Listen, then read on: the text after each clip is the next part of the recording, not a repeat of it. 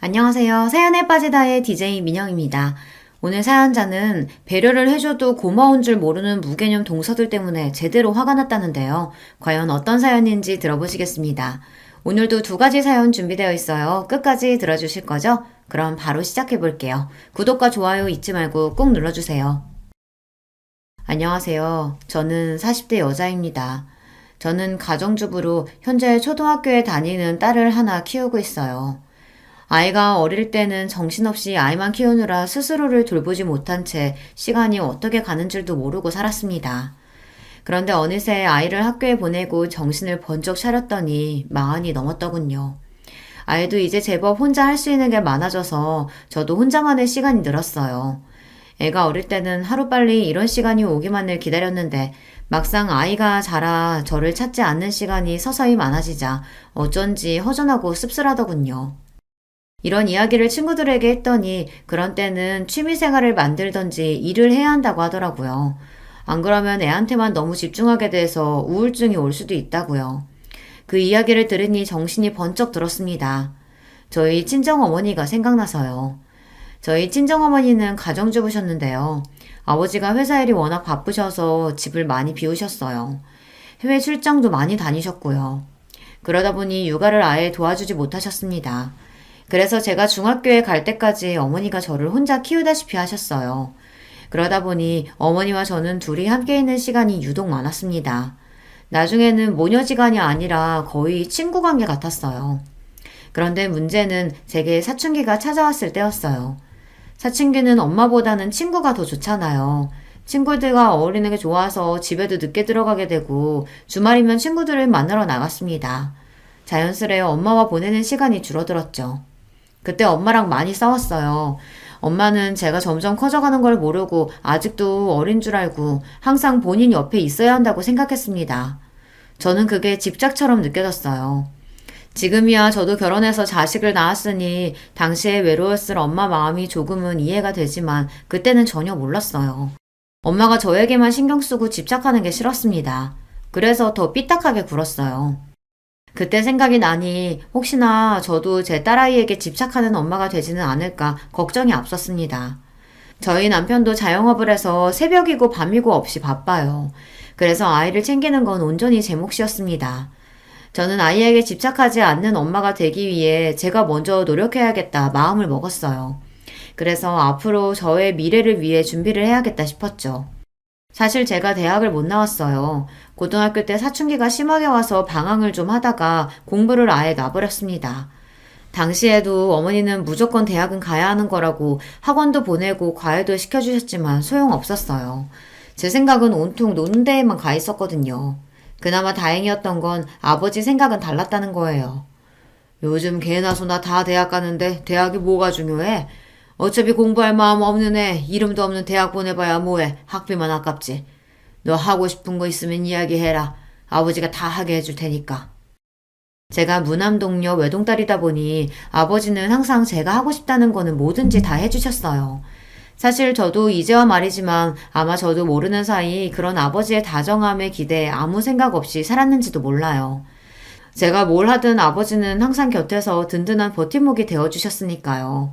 저는 결국 대학에 떨어지고 아버지의 소개로 중소기업 비서로 일하게 됐습니다. 크게 하고 싶은 것도 없고 꿈도 없었던 저는 하루하루 주어진 일을 열심히 하며 성실하게 살았어요. 당시에 주변 친구들은 대학에 다니며 취직하겠다고 자격증도 따고 외국에 어학연수도 다녀오고 다들 바빴지만 저는 전혀 신경 쓰이지 않았어요. 남들이 목적을 가지고 앞만 바라보며 살아간다고 해서 저까지 그럴 필요는 없다고 생각했으니까요. 그렇다고 제가 아빠만 믿고 게으르게 산 건 아니에요. 아버지 소개로 들어가긴 했지만 어쨌든 그 회사에서 8년을 넘게 일했습니다. 다른 회사에서 스카우트 제의가 있었을 만큼 열심히 일했어요. 남편도 그 직장에서 만났습니다. 비서로 일하다 보니 여러 사람들을 만나는 일이 많았었는데 남편도 그중 하나였어요. 시작은 일로 만나게 됐지만 서서히 가까워지며 연애도 하고 결혼까지 꼴이 나게 되었습니다. 저는 결혼하기 전까진 부모님과 함께 살았어요. 그러다 결혼하면서 독립하게 됐습니다. 처음엔 저도 부모님과 떨어져 혼자 산다는 게 기대가 많이 됐어요. 그 전까지는 성인이라도 알게 모르게 부모님의 간섭을 받았었는데요. 결혼하고 나면 온전히 독립된 성인이니 그 전보단 자유롭게 살 줄 알았죠. 더군다나 사랑하는 사람과 단둘이 한 집에서 알콩달콩 산다는 게 드라마 속에 나오는 연인들처럼 행복할 줄 알았어요. 그런데 제가 착각을 해도 단단히 착각하고 있었더군요. 현실은 드라마와 너무 달랐어요. 결혼과 동시에 일을 그만두고 남편 내조를 하기 시작한 저는 처음엔 너무 혼란스러웠습니다. 집안일이라는 게 그냥 한다고 해서 처음부터 잘하는 게 아니더라고요. 밥하고 청소하는 일도 분명 배우고 해본 사람들이 잘하는 거였어요. 결혼 전까지 제 빨래도 한번 돌려본 적 없었던 저는 하나하나 스스로 해나가느라 꽤 고생했습니다. 거기다가 결혼 생활이라는 건 남편과 저 둘만의 생활이 아니었어요. 유부녀가 된다는 건 전보다 챙기고 신경 써야 할 일이 더 많아진다는 거였습니다. 결혼한 지 한 달쯤 되었을 때였는데 위에 형님한테 연락이 왔어요. 남편은 삼형제의 둘째라 위로 형이 있고 아래로 동생이 있었거든요. 형님은 저보다 3살 많고 당시에는 대기업에 다니고 있었어요. 항상 바빠 보였던 형님이 무슨 일로 연락을 주셨나 해서 갔더니만 형님네 집에 동서도 같이 있더라고요. 형님이랑 막내 동서는 대학 선후배 사이예요. 형님이 먼저 결혼하고 나서 막내 시동생을 막내 동서에게 소개한 것 같더라고요. 형님이랑 동서는 대학 때부터 친해서 서로 각별했어요. 동서지간이 셋인데 저만 빼고 둘이 친한 사이다 보니 사실 저도 셋이 있는 게 불편하기는 해요. 일부러 그러는 건 아니겠지만 셋이 있을 때 유독 대학 이야기를 많이 하더라고요. 저는 대학도 안 나왔으니 동서랑 형님 사이에 더 끼어들기 힘들었어요. 저는 또 왜 갑자기 부르셨을까 궁금하던 차에 형님은 다짜고짜 웬 달력을 하나 주셨습니다. 왜 있잖아요. 책상에 두는 탁상 달력이요. 저는 이게 뭐냐고 물었습니다. 그러자 형님이 소파에 등을 기대며 다리를 휙 꼬았어요. 그러더니 저를 아래로 내려다보시더라고요. 그러더니 한다는 말이 놀라웠습니다. 뭐긴 뭐야. 시댁 행사 적혀있는 달력이지. 동서는 결혼한 사람이 어쩜 시댁에 무슨 행사가 있는지 물어보지도 않아? 형님의 쌀쌀맞은 말투에 슬쩍 기가 죽은 저는 애써 당황하지 않은 척 표정을 가다듬었습니다. 시댁 행사야 당연히 남편한테 다 물어보고 체크해뒀죠. 아버님, 어머님 생신은 아직 다 멀었던데. 저도 지고 싶지 않았습니다. 그래서 웬만한 시댁 행사는 다 알고 있다고 대답했어요. 그런데 제 말에 동서가 툭 한마디를 하더군요. 형님이 결혼한 지 얼마 안 돼서 뭘 모르시나 본데 시댁 행사가 생일밖에 있는 게 아니에요. 동서가 저보다 1년 정도 먼저 결혼했어요. 그걸 가지고 동서는 만날 때마다 마치 제 선배처럼 구는데 그것도 참 꼴보기 싫었습니다. 저는 애써 웃어 보이며 생일 말고 또 무슨 행사가 있냐고 물었어요.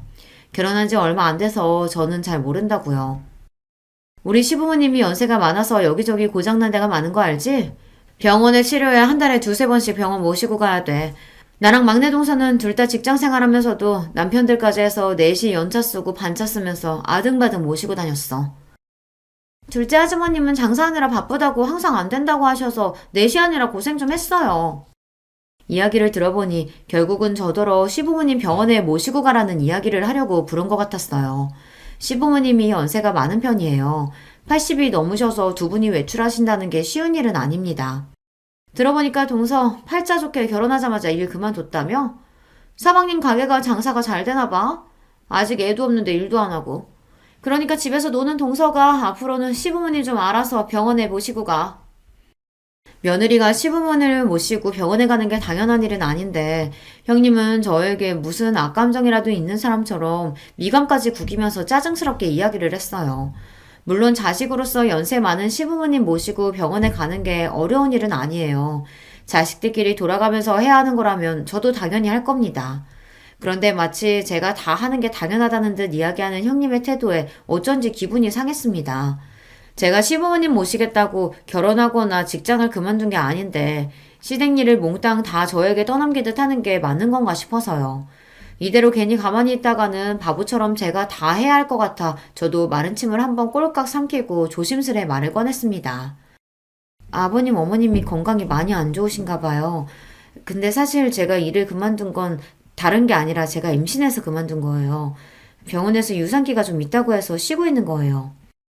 그랬습니다. 제가 임신하기는 했는데 아직 너무 초기라 시댁 식구들에게는 말씀을 안 드린 상태였어요.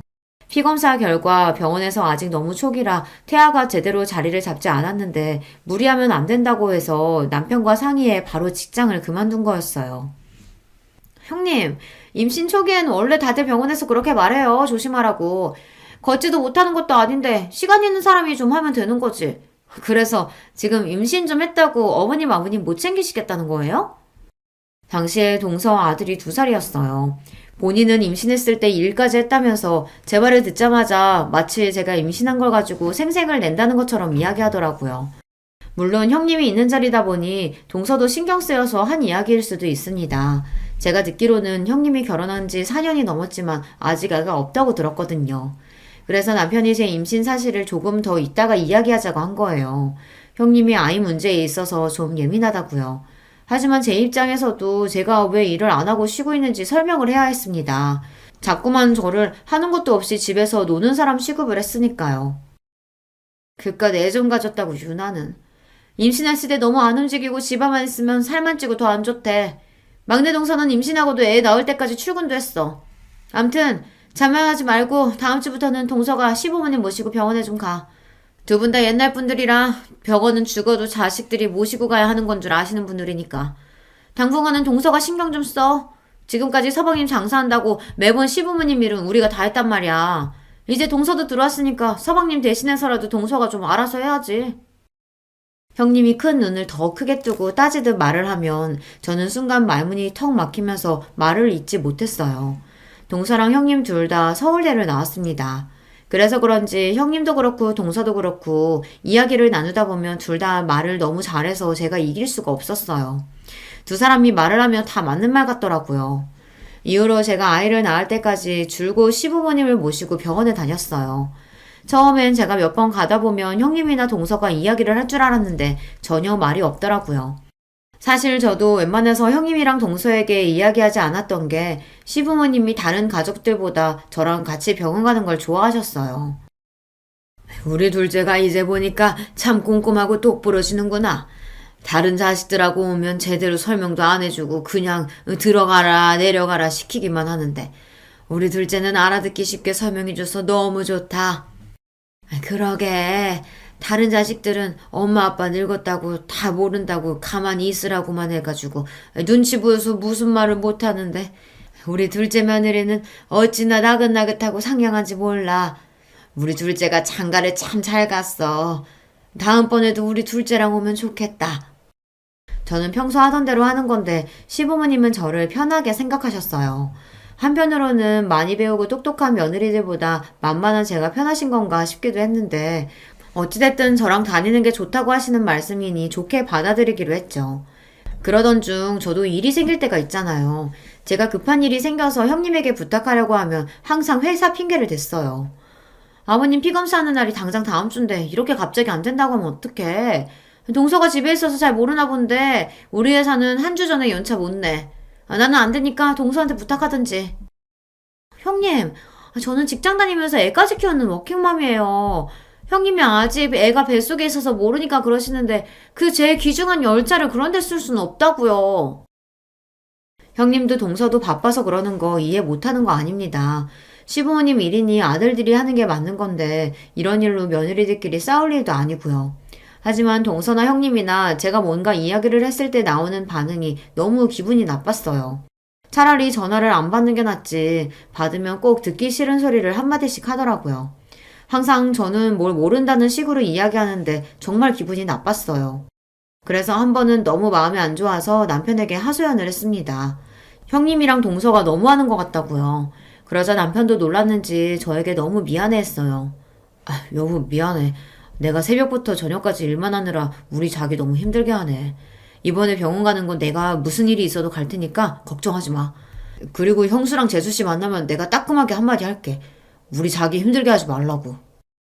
남편이 저 기분 나아지라고 하는 말인 거 알지만 그래도 남편이 제 편을 들어주니 저는 좋았습니다. 남편이 식당을 운영해요. 사장인데다가 음식까지 본인이 직접 만들다 보니 새벽부터 시장 가서 장 보고 가게 마감까지 합니다. 그러다 보니 쉬는 날이 거의 없어요. 그래도 남편은 저와의 약속을 지켜줬습니다. 한 달에 한 번은 가게 문을 닫고 시부모님을 병원에 모시고 갔어요. 그리고 제가 만삭이 돼서 배가 불러왔을 때는 남편이 직접 나서서 시부모님과 다른 가족들에게 이야기했습니다. 우리 사랑이 엄마 이제 만삭이라 힘들어서 운전 못해. 내가 한 달에 한 번은 가게 문 닫고 어머니 아버지 모시고 병원 가겠지만 나머지는 아버지 어머니 두 분이서 가시던지 형제들이 알아서 해. 아버지 어머니 눈도 어두워서 버스도 제대로 못 타시는데 어떻게 두 분이서 병원에 가? 그러니까 형이 모시고 가면 되잖아. 내가 노냐? 안 그래도 회사 힘들어서 눈치 보여 죽겠는데 이런 일까지 신경 써야겠어? 이런 건 좀 집에서 노는 사람이 하면 안 되냐? 형, 말 조심해. 놀기는 누가 놀아? 여기 노는 사람 하나도 없어.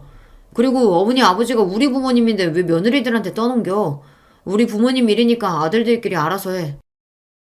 남편도 좋게 이야기하고 싶었지만 다들 제가 시부모님을 모시고 병원에 가는 걸 너무 당연하게 생각하는 분위기라 남편도 기분이 상해서 목소리가 격해졌습니다. 어머, 우리 작은 아주머님 평소엔 말씀이 없으셔서 과묵한 줄 알았는데 엄청 사랑꾼이시구나. 작은 형님은 너무 좋겠다. 그쵸, 형님? 분위기가 격해지자 막내 동사가 나서서 애써 말을 돌렸어요. 그런데 그 상황에서 형님은 괜히 또 저를 쏘아보더군요. 아직 애가 나온 것도 아니고 어차피 집에 있는 사람이 좀 하면 안 되는 건가? 꼭 일을 키워서 집안에 분란을 만들어야겠어? 형수, 왜 자꾸 이 사람한테 뭐든 다 떠넘기려고 하세요? 형수가 하기 싫으면 그냥 안 하면 될 일이지. 무슨 대장처럼 나서서 이래라 저래라 해요. 뭐야? 이 자식이 어디 감히 형수한테 그딴 소리를 해? 아휴, 서방님이 무서워서 이제 무슨 말도 못하겠네. 네, 형수님. 제발 좀 제 눈치 보시고 이 사람한테 함부로 하지 마세요. 이 사람도 임신해서 고생하면서도 싫은 소리 한 번 안 하고 시집살이 다 알아서 했잖아요. 맏며느리면 고마운 줄 아셔야 되는 거 아니에요? 여보, 그만해. 왜 그런 소리까지 하고 그래. 맞잖아.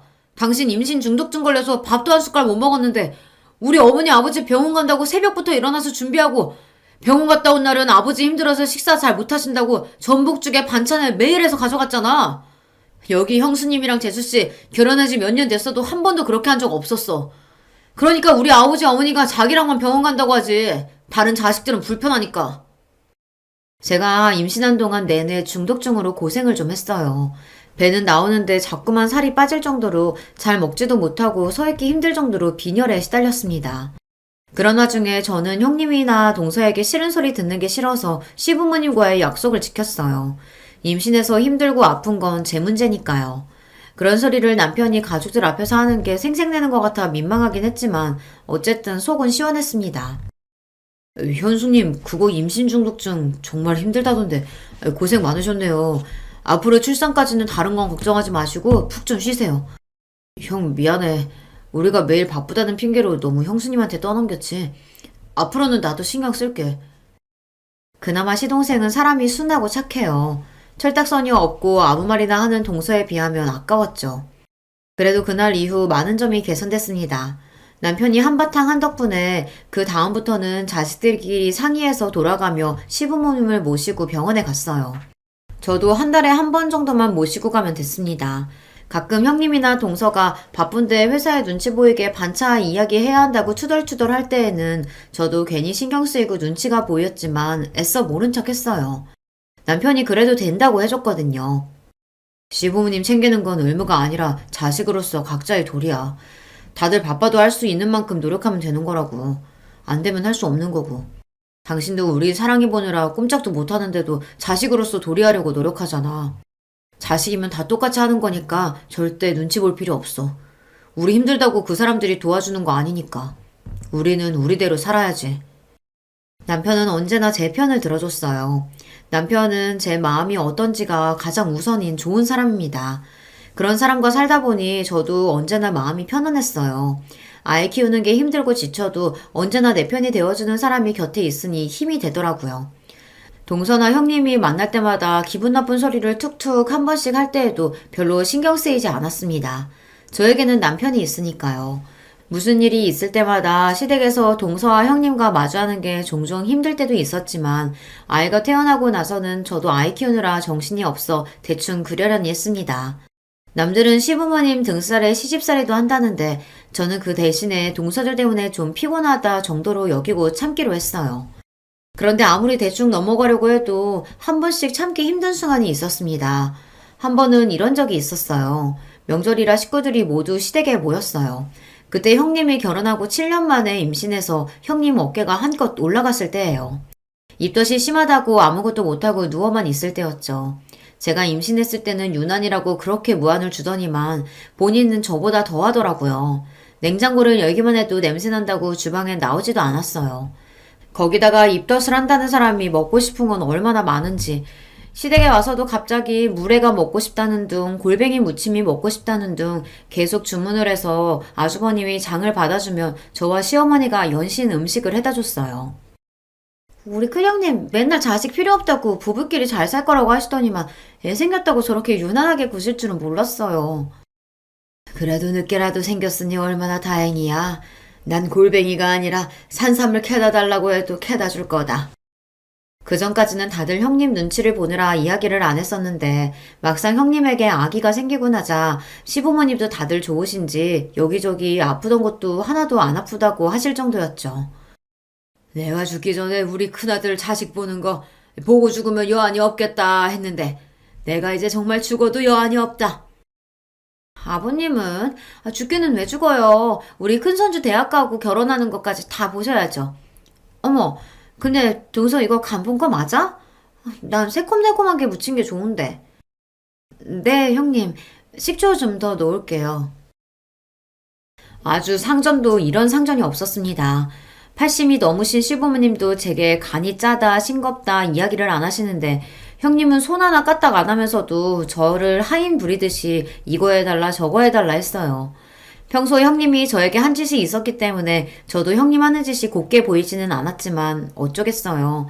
마흔이 다 된 나이에 애를 가졌으니 본인도 얼마나 귀하고 좋을까 싶어 마음이 넓은 제가 이해하기로 했죠. 그러던 중 작은 사고가 있었습니다. 막내 동서가 형님 준다고 출산 선물을 가져왔더라고요. 아기 내복이랑 인형이었어요. 그런데 하필이면 그걸 제 딸아이가 박스를 다 뜯어버린 거예요. 당시에 딸이 돌이 좀 안 됐을 때라 눈에 보이는 건 다 물고 빨고 할 때였는데 제가 주방에서 음식을 하는 사이 쇼핑백을 가지고 놀다가 안에 있던 물건을 입에 물고 포장지가 다 뜯어졌더라고요. 화장실을 가다가 제가 놀라서 딸아이가 들고 있던 물건을 뺏으며 남편에게 한 소리 했습니다. 애 안 보고 뭐 하냐고요. 텔레비전에 빠져있던 남편이랑 아주버님도 놀라서 달려왔지만 소용없었어요. 이미 인형에다가 침을 범벅을 해놓은 상태였죠. 저는 형님이랑 동서에게 너무 미안해서 바로 인형이랑 내복을 빨아주겠다고 했습니다. 그런데 그때였어요. 방에 누워있던 형님이 갑자기 방문을 벌컥 열고 나오더니 제 손에 있던 내복이랑 인형은 낚아채버렸습니다. 그러더니 한다는 말이 어이가 없었어요. 동서, 이 더러운 걸 빨긴 뭘 빨아? 우리 아기더러 침범벅된 인형 가지고 놀라는 거야? 됐으니까 저리 치워. 주아가 요즘 이가 나느라 잇몸이 간지러운지 아무거나 이로 깨물더라고요. 형님, 애기 침이니까 빨면 괜찮을 거예요. 이래 주세요. 제가 금방. 형님은 평소에도 워낙 애침이나 똥 이런 걸 유난히 못 견뎠어요. 저나 동서가 애들 응가해서 씻기거나 하면 자기는 비위가 약하다며 방에 들어가 버리곤 했습니다. 그래도 이제는 본인도 아기가 생겼으니 좀 나아졌을 줄 알았어요. 그런데 여전히 아기가 침 좀 묻힌 거 가지고 호들갑을 떨더라고요. 됐다니까? 나 이렇게 더러운 건 내 새끼한테 못 주니까 그냥 갖다 버려. 아까우면 그냥 주아 쓰게 두든지. 애침 가지고 더럽네 뭐네 하는데도 저는 평소 형님 성격을 잘 알다 보니 좋게 넘어가려고 했습니다. 그래서 어떻게든 깨끗하게 빨아주려고 했어요. 그런데도 형님은 끝까지 필요 없다고 소리를 지르며 제게 인형을 던졌습니다. 형수, 지금 뭐 하시는 거예요? 애가 그럴 수도 있지 뭘 그렇게 예민하게 굴어요. 아유, 그래, 큰애야. 애가 놀다 보면 그럴 수도 있는 거지. 가족끼리 뭘 그런 걸로 따지고 그러냐. 다들 왜 저한테만 그러세요? 제 뱃속에 아기 어떻게 가지는지 몰라서 그러세요? 제가 얼마나 힘들게 가지는데 전 절대 남이 쓰던 거, 침 묻은 거 이런 거 절대 내 새끼한테 안 줄 거예요. 형님이 아이를 시험관으로 어렵게 가셨어요. 병원에서 처음엔 쌍둥이라고 했는데 얼마 전에 쌍둥이 중 한 아이가 계류 유산이 되어 한 아이만 남았습니다. 그러다 보니 모든 게 다 걱정되고 예민할 거예요. 형님의 그런 마음을 저도 같은 엄마로서 충분히 이해는 하지만 어린 제 아이가 한 행동을 가지고 저렇게까지 발작하면서 화를 내니 저도 답답하더군요. 형님도 참, 그렇게 싫으시면 제가 하나 더 사드릴게요. 작은 형님, 이건 그냥 주워주세요. 큰 형님 건 제가 하나 더 사죠, 뭐. 평소 형님 일이라면 형님 편만 드는 동서도 이 상황이 민망했는지 저를 보며 눈빛을 다 보내더라고요. 그냥 본인이 알아서 하겠다고요. 참 쉽지 않습니다. 나이 들어서 내 새끼 키우고 가정을 챙기는 것만으로도 지치고 힘든데 형님 눈치까지 보고 살려고 하니 나날이 힘들었어요. 임신했을 때부터 우리 형님은 참 유난한 엄마가 되겠구나 생각은 했었는데 역시나 보통 엄마는 아니더군요. 무슨 일이 있어도 그 잘난 대기업은 절대 안 그만둘 것처럼 하더니만 육아휴직이 끝나자마자 회사를 그만뒀어요. 거기다가 더 대박은 그만두려면 혼자나 그만둘 것이지 자꾸만 동서까지 꼬셨다는 겁니다. 내가 애 낳아보니까 말이야, 애는 무조건 엄마가 옆에서 키워야 돼. 남의 손에 키우면 그게 다 나중에 티가 나더라니까. 동서, 우리가 누구야? 서울대까지 나오고 남들 다 들어가고 싶은 대기업 10년 넘게 다녔잖아. 내 새끼 위한 더 나은 미래 위해선 우리 같은 인재가 가만히 있어서는 안 돼. 동서도 이 기회에 회사 그만두고 나랑 같이 사업하는 거 어때?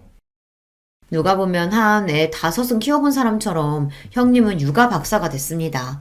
어디서 정보를 그렇게 얻어오는 건지 어린이집은 이런 곳을 보내야 한다더라. 영어랑 수학은 빠르면 빠를수록 좋다더라. 이러면서 저나 동서에게 매일 훈계를 했어요. 저야 형님이 그러는 게 하루 이틀 된 일이 아니니 항상 한 귀로 듣고 한 귀로 흘렸습니다. 하지만 형님 말이라면 똥이 된장이라도 믿는 동서는 항상 팔랑거렸거든요. 형님이 저번에 말한 유기농 생리대 사업이요? 그거 알팀은 너무 좋긴 한데 우리가 당장 돈이 어딨어요. 투자자는 찾으셨어요? 아휴, 동서는 걱정도 많아. 내가 누구야? 투자자는 금방 찾을 거니까 동서도 슬슬 퇴사해. 애들 학교 다닐 때 무조건 엄마가 옆에 있어야지. 매일 학원으로만 돌리면서 애 공부시키는 거, 그거 학원만 좋은 일 시키는 거다? 저는 형님이 하는 말이 다 너무 웃겼습니다. 그전에는 동서가 애들 문제로 힘들다고 하면 왜 그렇게 애한테 목을 매냐. 애는 애고 엄마는 엄마다 하면서 동서한테 회사 일이나 똑바로 하라고 하더니만 본인이 애 낳고 키워보더니 180도 달라져서 이제는 동서한테 회사를 그만두랍니다. 애 키우려면 돈도 많이 들어가고 시간도 필요하니 회사를 그만두고 본인이랑 사업을 하자고요. 형님도 참 애는 각자 집안 사정에 맞게 키우면 되는 거지 뭘 그렇게까지 이야기하세요. 전에는 동서한테 절대 애 때문에 일 그만두지 말라고 버티라고 하시더니 저도 듣다 형님이 하는 말이 웃겨서 한마디 했습니다. 사람이 이랬다가 저랬다가 하는 꼴이 웃겨서요. 동서가 뭘 한다고 끼어들어?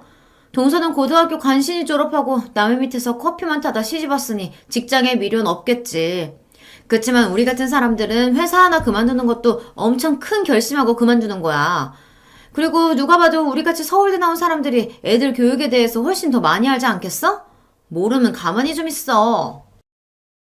또 그 소리였습니다. 본인들은 서울대를 나왔고 저는 고졸이니 뭘 모른다고요. 이제 하도 많이 들어서 별로 기분이 상하지도 않았습니다. 하지만 그건 그거고 제가 살아온 과거까지 마음대로 떠드는 건 저도 참기 힘들었습니다. 네, 형님이랑 동서 서울대 나온 대단한 사람들인 거 잘 알죠. 근데요, 저 같은 고졸도 결혼하고 아이 생겼다고 10년 가까이 다녔던 직장 그만두는 거 쉬운 일 아니에요. 저도 어렵게 결정했어요. 어머머, 뭐래? 동서, 누가 보면 내가 동서 고졸이라고 무시한 줄 알겠어. 안 그래, 막내 동서? 그러게요. 작은 형님 본인이 대학 안 나와놓고 우리가 학교 얘기하고 그러는 게 거슬렸나 봐요. 작은 형님 죄송해요. 앞으로는 조심할게요. 형님도 동서도 참 얄밉습니다. 자기들이 대놓고 저를 고졸이라고 무시해놓고는 제가 듣기 싫다는 식으로 이야기하면 항상 그런 적 없다는 식으로 잡아댔어요. 저도 이제 결혼한 지 벌써 10년이 다 됐습니다. 그동안 동서랑 형님이랑 말도 못할 정도로 별의별 일이 다 있었죠. 저한테 왜 그러냐고 하소연도 해보고 대놓고 기분 나쁘다고 해보기도 하고 남편에게 이야기도 했습니다. 그런데 다 소용없었어요. 제가 뭘 하든 형님도 동서도 저를 다르게 대할 생각이 전혀 없으니까요. 오히려 제가 싫은 티를 내면서 형님이고 동서를 건드리는 게 더 분란을 만들었어요. 괜히 저 때문에 어른들 앞에서 남편이랑 아주버님 시동생이 다투기도 했으니까요. 그 이후로는 저도 형님이고 동서를 그냥 다 무시하기로 했습니다. 그 사람들이 잘나든 잘나지 않든 그냥 저랑은 많이 다른 사고방식을 가진 사람들이라고 생각하기로 했어요. 저에게 기분 나쁜 소리를 해도 웃어넘기고는 했죠. 그런데 저 혼자서만 노력한다고 해서 되는 게 아니더군요. 어느 날이었습니다. 주말 아침부터 형님에게 연락이 와 받았는데 오늘 형님네 조카 생일잔치라고 저더러 집에 와서 좀 도와달라고 하더라고요. 동서, 오늘 서방님 집에 계시지? 서방님한테 주화 좀 맡기고 우리 집에 오늘 와줄 수 있을까? 우리 유리 생일이라 집으로 친구들 초대했는데 도와주겠다고 했던 친구가 갑자기 일이 생겨서 못 온다고 그러네. 조카 생일이라 집에서 생일 파티를 하는데 음식이랑 파티 준비를 도와주기로 했던 친구가 갑자기 일이 생겨서 못 오게 됐답니다. 그래서 저에게 도와달라는 거였어요. 그런데 저도 아이랑 약속이 있어서 아무래도 안 될 것 같아 형님 부탁을 거절했습니다. 상황은 알겠는데 어쩌죠? 저도 오늘은 주아랑 볼일 치러 가겠다고 약속해서 오늘은 좀 힘들 것 같은데. 동서는 시간 안 된대요? 평일에 학원 다니느라 고생하는 딸아이가 이번 주말만큼은 가족들이랑 볼링 치러 가고 싶다고 해서 이미 약속을 한 상태였는데 제가 빠지기가 미안했습니다. 막내 동서도 당연히 불렀지. 근데 나나 막내 동서나 둘 다 공부만 할 줄 알지 음식 솜씨는 영 없잖아. 음식은 동서가 잘하니까 와서 좀 도와줘. 아니 볼링장이야 내일 가도 되잖아.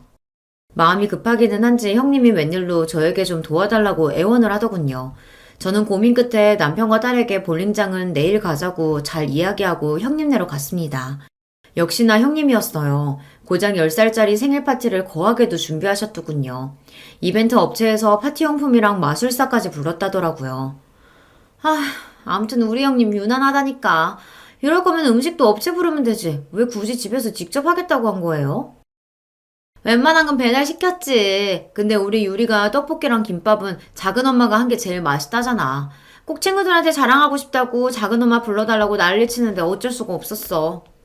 어쩐지 이상하다 싶기는 했습니다. 항상 비싸고 좋은 것만 좋아하는 형님이 웬일로 저에게 김밥이랑 떡볶이를 만들어 달라고 하나 했더니만 조카가 제가 만든 게 제일 맛있다고 했나 보더라고요. 조카가 제가 만들어준 음식이 맛있다고 하니 괜히 더 기분이 좋아져 더 열심히 만들어줬어요. 생일 파티 준비가 거의 마무리되어 가자 조카 친구들이 우르르 도착했습니다. 제가 할 일은 끝난 것 같아 조카에게 생일 축하한다고 인사를 하고 나올 생각이었어요. 그런데 그때 작은 소란이 좀 있었습니다. 조카에게 인사하려고 조카가 친구들이랑 놀고 있던 방에 들어갔더니 애들끼리 이상한 소리를 하고 있더라고요. 뭐? 너네 엄마 대학 안 나왔다고? 헐, 어떻게 그럴 수가 있어? 우리 엄마가 그러는데 대학 안 나오면 인생 망하는 거라던데? 에이, 무슨 소리야. 대학 좀 안 나온다고 인생이 왜 망해? 우리 엄마가 그러는데 인생은 공부만 잘한다고 잘 사는 게 아니라 했어. 그리고 우리 엄마 대학 안 나왔어도 지금 회사 다니면서 잘 살아. 그거야, 너희 엄마가 대학을 안 나왔으니까 일부러 그런 소리 하는 거지. 대학 못 나온 게 창피하니까. 아니거든. 우리 엄마 대학 안 나온 거 하나도 안 창피하거든. 우리 엄마 대학 안 나왔어도 우리 집에는 차 2대나 있어. 완전 부자야. 차가 2대라고 다 부자냐? 집이 넓고 커야 부자지. 너희 집 화장실 하나잖아. 그럼 부자 아니야. 저도 자식을 키우고 있다 보니 애들끼리 별의별 말 다 하는 거 잘 압니다. 조카나 조카 친구나 둘 다 아직 어린애들이니 어른들에게 들은 이야기를 가지고 아무렇게나 하는 말이라는 것도 잘 알고요. 자기들이 무슨 소리를 하는지도 모르고 하는 걸 거예요. 하지만 아무리 몰라서 하는 말이라도 제 조카가 친구에게 한 말은 분명히 상대방 기분을 나쁘게 할 수 있는 말이니 어른으로서 바로 잡아주는 게 맞다 싶었습니다. 유리야, 큰엄마가 들어오다가 우연히 들었는데 친구들한테 그렇게 말하면 안 되는 거야. 친구 엄마 이야기인데 그렇게 함부로 이야기하면 친구가 상처받을 수도 있잖아. 친구들끼리 싸우지 말고 우리 서로 사과할까? 여럿이 있는 앞에서 누구 잘못이라고 이야기하기가 저도 좀 그래서 다시 예쁘게 말을 해보자고 했습니다. 그런데 그때 제 얘기에 조카가 기분이 상했는지 갑자기 울음을 터뜨렸어요. 그러더니 큰 소리를 내며 동서들이 있는 거실로 나갔습니다. 엄마, 작은 엄마가 나한테 뭐라고 했어. 작은 엄마가 내 편 안 들어주고 김민지 편 들어주고 작은 엄마 미워. 작은 엄마 자기 집에 가라고 해. 순간 눈물을 펑펑 흘리며 형님에게 달려가는 조카의 모습에 저는 적잖이 당황했습니다. 더군다나 더 기가 막혔던 건 형님의 태도였어요. 동서 뭐야? 유리 얘기 들어보니까 이건 순전히 동서가 고졸이라 기분 나빠서 우리 유리한테 뭐라고 한 것 같은데 유리가 고졸은 망하는 거라고 해서? 애 말만 듣고 저에게 다짜고짜 따지는 형님의 태도에 저는 기가 막혔습니다. 더군다나 조카가 친구 엄마가 대학 안 나왔다고 그러면 망하는 거라고 그렇게 이야기한 걸 듣고도 저에게 화만 냈어요. 자기 자식 사과시킬 생각은 안 하고요. 형님, 지금 무슨 말씀 하시는 거예요? 애들끼리 싸우는 거 말린 건데 제가 기분 나쁠 게 뭐가 있어요? 유리가 대학 안 가면 망하는 거라고 해서 그런 말 하면 안 된다고 했다면서요. 그럼 형님이 기분 나빠서 하신 얘기가 맞죠? 혼내는 시어머니보다 말리는 시누이가 더 얄밉다더니 딱 그 짝이었습니다. 가만히 있으면 반이라도 갈 걸 동서는 굳이 나서서 형님 편을 들더군요. 그건 제가 고졸이라서 기분 상해서 그런 게 아니라 아무리 어린애라도 친구한테 그런 식으로 이야기하면 안 되니까 하지 말라고 가르쳐 준 거예요. 서울대식이나 나오면 뭐랍니까? 사람이 저 정도로 기본 개념이 없는데 말이죠. 저도 나름대로 아이들도 있으니 참아보려고 했습니다. 그런데 짜증이 나서 도저히 참을 수가 없었어요. 표정 관리가 되지 않았습니다. 그런데 그때 형님은 결코 넘지 말아야 할 선을 넘고야 말았습니다. 맞네, 맞아. 지가 고졸이라 찔려서 그런 거네. 맞아. 동서, 괜히 핑계 좀 대지 마. 평소에도 우리한테 학벌로 미리니까 이래저래 짜증났었는데 이때다 싶어서 내 새끼한테 화풀이 한 거잖아. 아휴, 정말. 이래서 가족도 수준이 맞아야 하는 거라니까. 동서, 잘 들어. 고졸이면 인생 망하는 거 맞아. 너 스스로 좀 봐. 너는 우리 집안 수치잖아. 그러니까 망한 거 맞지? 이제 좀 내 말 알아들었어? 순간 저는 제 두 귀를 의심했습니다. 제가 들은 말이 정말 사실인가 싶어서요. 형님은 저에게 아예 말까지 다 놓고 너너 소리를 지르며 삿대질까지 했습니다. 형님, 지금 저한테 집안의 수치라고 하셨어요? 그 말 후회 안 하죠? 사람이 너무 화가 나면 이성이 날아간다고 하잖아요. 제가 그 순간에 딱 그랬어요. 정말 간신히 붙잡고 있던 이성의 끈이 빠지지 끊어지며 형님이고 뭐고 눈에 뵈는 게 없었습니다. 뭐래? 어디서 무식한 게 똥폼을 잡고 있어. 내가 후회를 왜 해? 좋아요. 이거 보시고도 정말 후회 안 하시나 보죠. 이거 받으세요. 저희 친정아버지 명함이에요. 저는 곧바로 가방에서 아버지 명함을 꺼내 형님에게 건넸습니다. 그때까지도 형님과 동서는 제 행동이 이해가 되지 않는다는 듯 미간을 구기고 있었어요. 아버지 명함은 왜 주고 난리냐라는 눈빛을 노려보면서요. 그런데 그때 명함을 먼저 확인한 동서가 눈이 둥그레져선 토끼눈으로 저를 바라봤습니다. 어머, 형님, 이거 뭐예요? 동아벤처 대표 이동우면 그때 우리한테 연락했던 투자자잖아요. 이 사람이 정말 형님 친정아버지라고요? 말도 안 돼. 동서 똑바로 본 거 맞아? 어머머, 이게 뭐야? 정말 그 투자자잖아. 맞아요. 얼마 전에 형님이랑 동서가 하기로 한 사업에 투자하겠다고 연락한 투자사 대표가 우리 친정아버지예요. 그랬습니다. 동서나 형님에게 구체적으로 말한 적은 없지만 친정아버지께서 사업을 크게 하세요. 예전부터 많은 기업에 투자하셨는데 최근에는 스타트업 사업이나 젊고 유능한 사업가들에게 투자하시더라고요. 최근에도 좋은 아이템을 찾고 계시길래 제가 형님이랑 동서가 하는 유기농 생리대 사업을 추천했습니다. 그래서 아버지 회사에서 동서랑 형님네 회사로 연락했던 거예요. 이런 사실을 동서나 형님이 알면 부담 가지실 것 같아 얘기를 안 한 건데 도저히 말 안 하고는 안 되겠더라고요. 내가 누군지도 모르고 저더러 집안에 수출하는 둥 어떻다는 둥 말을 함부로 짓거리니 본때를 보여줘야겠다 싶었습니다. 그 순간 믿기지 않는 일이 벌어졌어요. 형님이 애들에게 밥부터 먹으라고 거실로 다 내보내더니 방문을 닫더라고요. 그러더니 동서의 허리를 쿡 찔렀습니다. 그러고는 둘이 슬쩍 눈빛을 주고받더니만 동시에 바닥에 무릎을 꿇고 앉았어요. 동서, 미안해. 내가 정신이 나갔었나 봐. 아무리 화가 나도 사람이 할 말 못할 말이 있는 건데 내가 실수했어. 맞아요, 형님. 우리가 잘못했어요. 제가 원래 뭘 좀 모르고 아무 말이나 막 하는 거 아시잖아요. 착한 형님이 너그럽게 이해해주세요. 사람이 이렇게까지 간사할 수가 있는 건가요? 조금 전까지만 해도 저더러 집안에 수출하는 둥 하더니만 친정아버지 이야기를 꺼내자마자 순식간에 돌변했어요. 그 모습을 보는데 너무 황당해서 말도 안 나오더군요. 형님, 동서, 지금 너무 웃긴 거 알아요? 어쩜 사람이 그렇게 180도 달라질 수 있는 거예요? 5분 전에 나랑 지금의 나는 분명 똑같은 사람인데 형님이랑 동서는 저를 완전히 다르게 대하네요. 아버지 이야기를 꺼내면 형님이랑 동서가 당황할 거라고 생각은 했었지만 아무리 그래도 무릎까지 꿇을 줄은 몰랐어요. 그러게. 동서는 그런 중요한 얘기를 왜 지금까지 안 했어? 진작 우리한테 친정 이야기했으면 나도 동서한테 이런 실수 안 했지. 설마 지금 친정아버지가 큰 투자해서 운영하시는 분이라는 거 형님이랑 동서가 진작 알았다면 나를 대하는 게 달라졌다는 이야기를 대놓고 하시는 거예요? 아, 형님도 동서도 서울대까지 나온 사람들이 어쩜 그렇게 생각이 편협해요? 지금까지 그런 사고방식으로 애들 키운 거예요. 어쩐지. 그러니까 유리가 친구한테 그런 소리나 하지. 형님이고 동서고 둘 다 입만 열었다 하면 헛소리를 하는데 도저히 못 들어주겠더군요. 저도 너무 화가 나서 말이 저절로 튀어나왔어요. 그때였어요. 평소 같으면 제가 싫은 소리 한마디만 해도 둘 다 저를 못 잡아먹어 안달이더니 제가 화를 내며 소리를 질렀는데도 저랑 눈도 못 마주치더군요. 심지어 동서는 제게 다가와서 팔짱을 끼고 친한 척까지 했어요. 형님, 마음 상한 것 좀 푸세요. 우리가 어떤 사이예요? 우린 가족이잖아요. 형님 친정아버지께 저희 이야기 안 하실 거죠? 그냥 그대로 투자하라고 이야기해 주실 거죠? 그럼. 우리 동서가 얼마나 너그러운 사람인데 이런 일 가지고 이미 투자하기로 한 일을 번복할 리 없지. 세상에 여우도 이런 구미호들이 없습니다. 혹여나 제가 아버지에게 이야기해서 투자 이야기는 없던 거로 하기라도 할까봐 아주 전전긍긍했어요. 형님과 동서는 제가 바보인 줄 아나 봐요. 그런 소리까지 들어놓고 바보처럼 헤헤 하면서 넘어갈 줄 알았나 봅니다.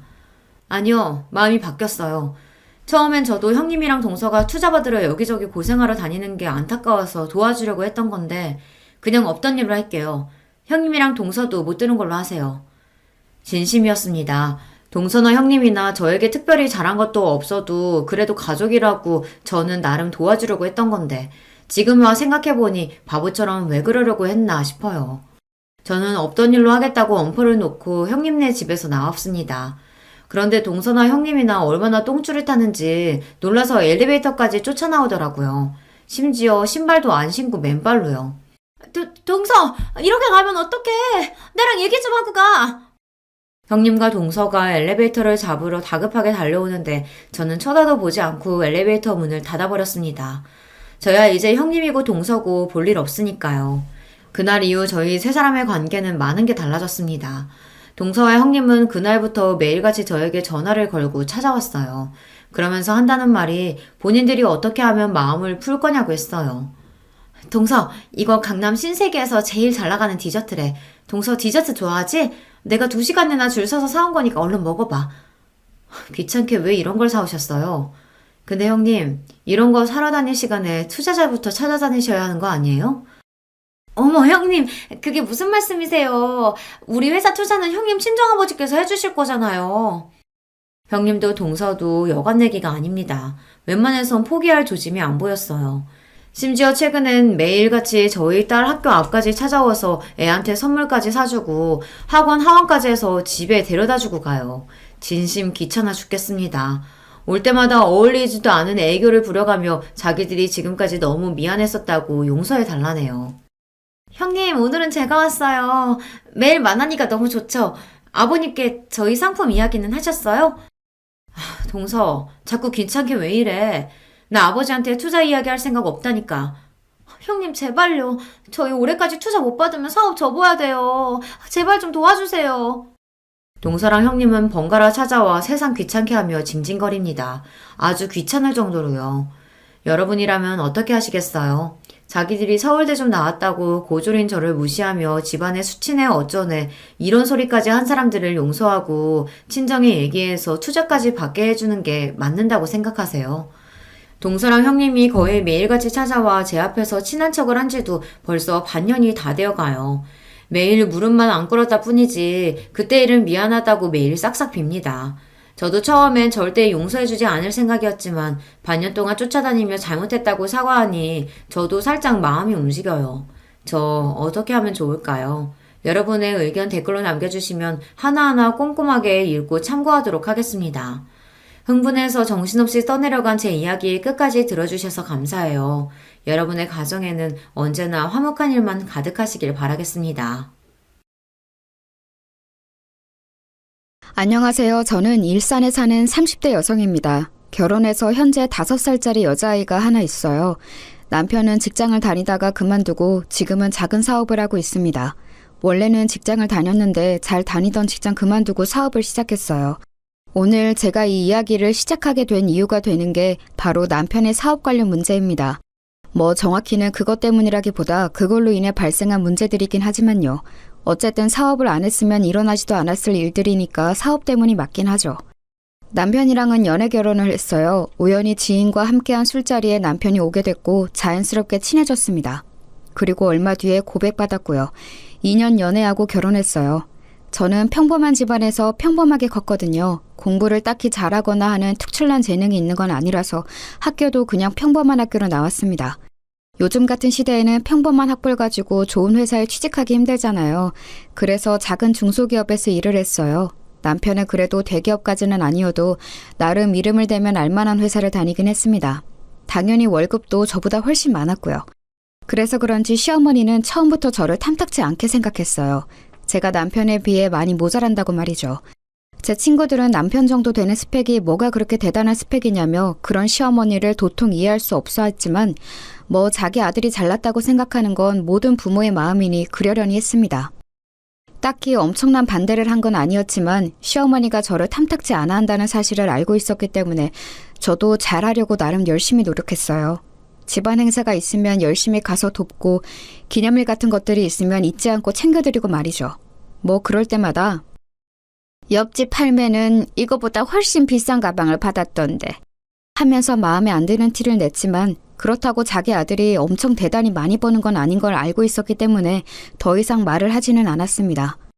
벌이가 넉넉한 편은 아니었지만 그래도 저금도 하고 나름 괜찮았어요. 하지만 그마저도 제가 임신을 하면서 빠듯해지기 시작했습니다. 아시겠지만 아직 대기업도 임신한 여자 직원에 대한 처우가 좋지 못한데 중소기업은 어떻겠어요.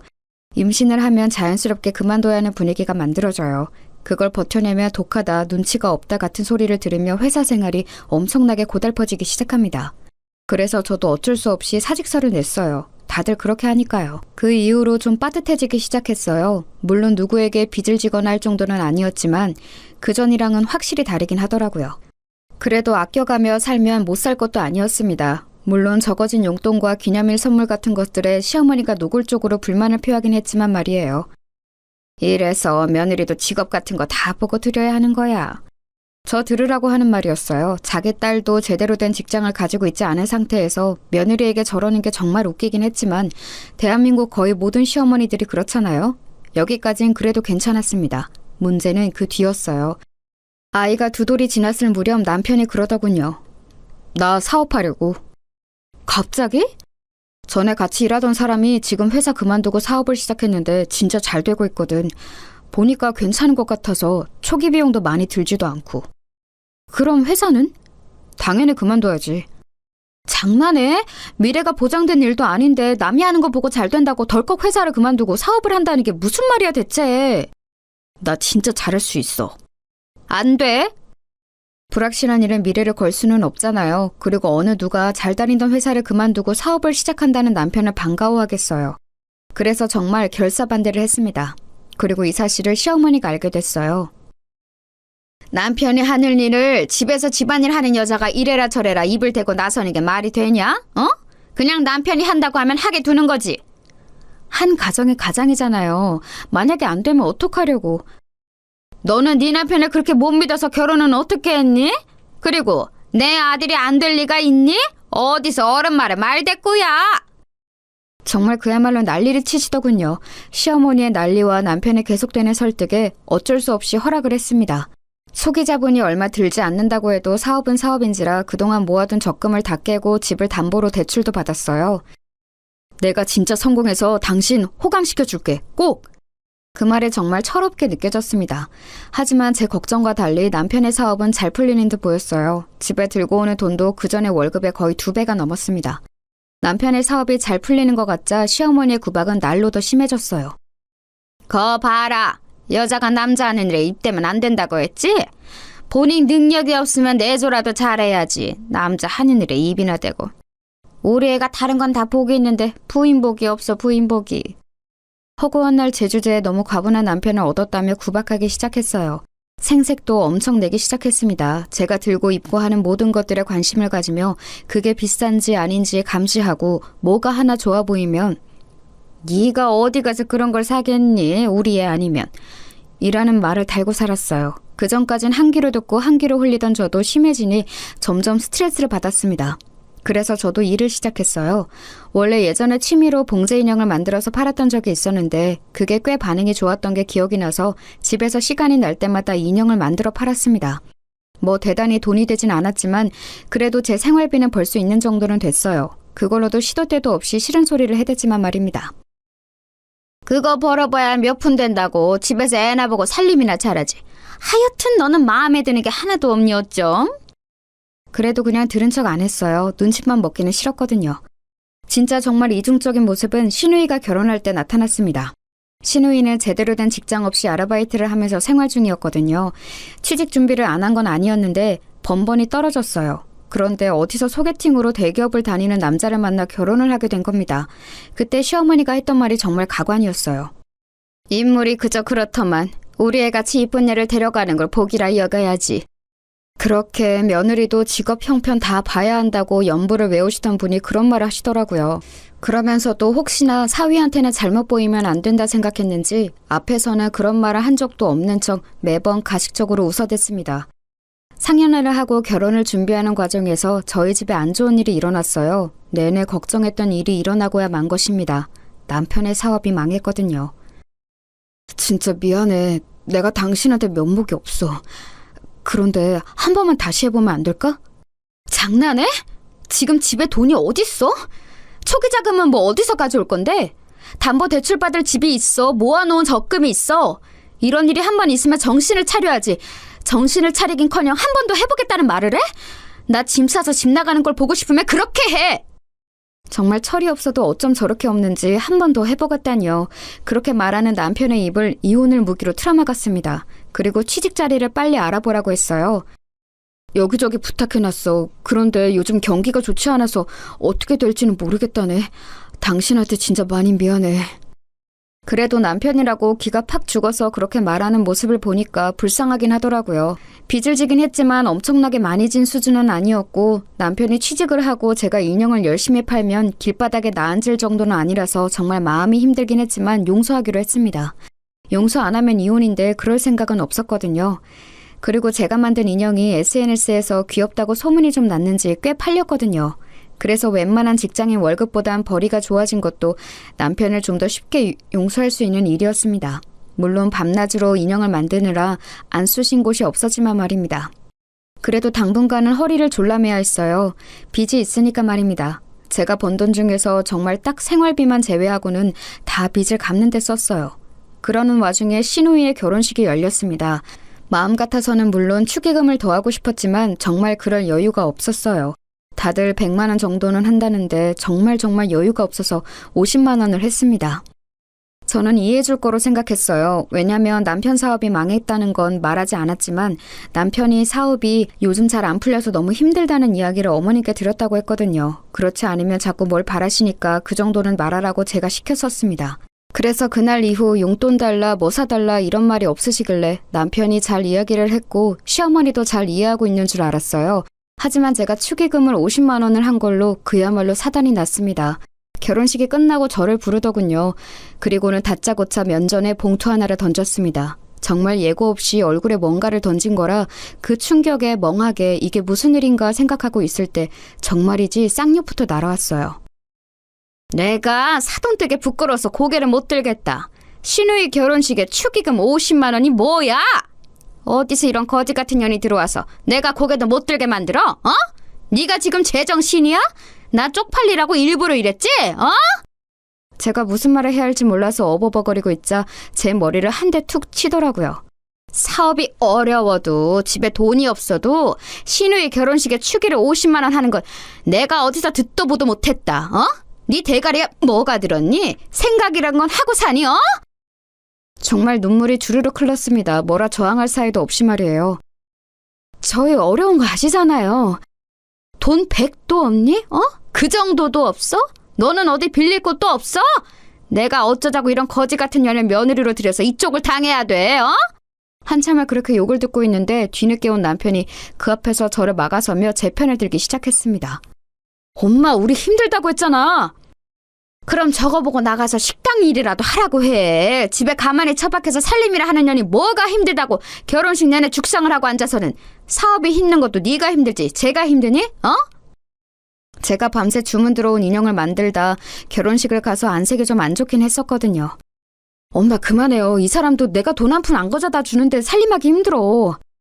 그 소리에 어휴 하면서 한숨을 쉬고는 방문을 쾅 닫고 안방으로 들어가더군요. 나중에 생각하니까 그때 너무 놀라고 감정이 북받쳐서 아무 말도 하지 못한 게 정말 후회스럽더라고요. 자기야 진짜 미안해. 사과하는 남편의 꼬라지도 보기 싫었습니다. 사실 취직 자리를 적극적으로 알아보는 것 같지도 않았어요. 맨날 전에 같이 사업하던 사람들과 만나서 푸념이나 하고 집에서도 방 안에 틀어박혀서 게임이나 하고. 당신이 알아서 정리해. 나 이런 소리까지 들어가면서 당신이랑 살 이유 없어. 그렇게 말하고는 시댁을 나왔습니다. 그리고는 한참 뒤 남편이 돌아와서 자기가 어머니께 잘 말했다고 이제 그런 말은 안 하실 거라며 정말 싹싹 빌더군요. 내일부터는 진짜 취직 자리도 열심히 알아보고 내가 진짜 잘할게. 자기야 너무너무 미안해.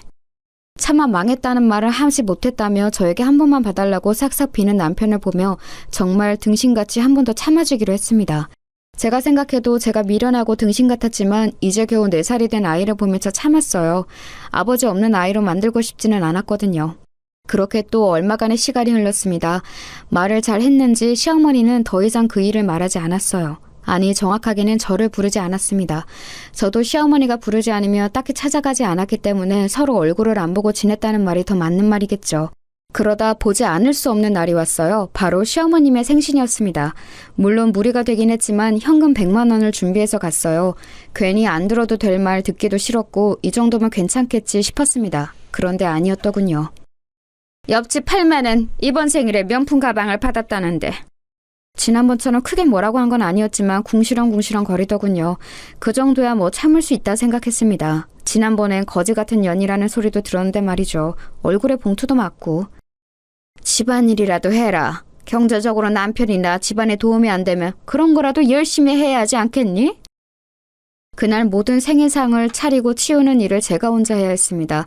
원래는 도와주는 척이라도 하던 시누이조차도 그냥 앉아서 받아먹기만 하더군요. 하루에 10시간 이상을 인형만 붙잡고 있어서 손목이 시려웠지만 진짜 꾹 참았습니다. 하지만 손목이 너무 아팠어요. 쨍그랑 들고 가던 그릇을 놓쳐서 깨먹는 일이 생겼습니다. 제가요. 기다렸다는 듯 폭력에 가까운 잔소리들이 시작되더군요. 너는 진짜 제대로 할 줄 아는 게 도대체 뭐니? 생일날 그릇을 깨? 재수없게? 엄마 그만하세요. 마음에 안 든다 하니까 마음에 안 드는 짓만 골라서 하잖아. 엄마 이 서방 앞에서 창피하게 그만해. 그제야 자기 사위 눈치를 보며 그만두더라고요. 그러면서도 틈만 나면 저를 흘겨봤습니다. 그리고 그 이후로 정말 엄청난 시집살이가 시작됐어요. 경제력에 도움이 안 되면 집안일이라도 열심히 해야 하지 않겠니? 라는 말은 그냥 했던 말이 아니었던 겁니다. 그 뒤로 틈만 나면 저를 불러다 집안일을 시키더군요. 처음 몇 번은 참고 가서 했습니다. 하지만 그 이후에는 참고 아니고를 떠나 시간이 되질 않았어요.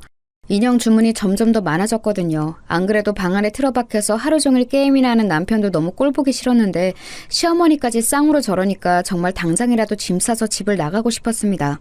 하지만 거의 초인적인 힘으로 그런 마음을 참아가고 있었어요. 그러던 중에 이혼만은 하지 않겠다던 제 아내 결심을 단번에 뒤지는 사건이 또 일어나고야 맙니다. 시어머니가 일을 하라고 불렀고 저는 가지 않았어요. 그랬더니 전화가 오더라고요. 당장 집으로 오지 않고 뭐하니? 와서 일 좀 도우라고 내가 말했잖니.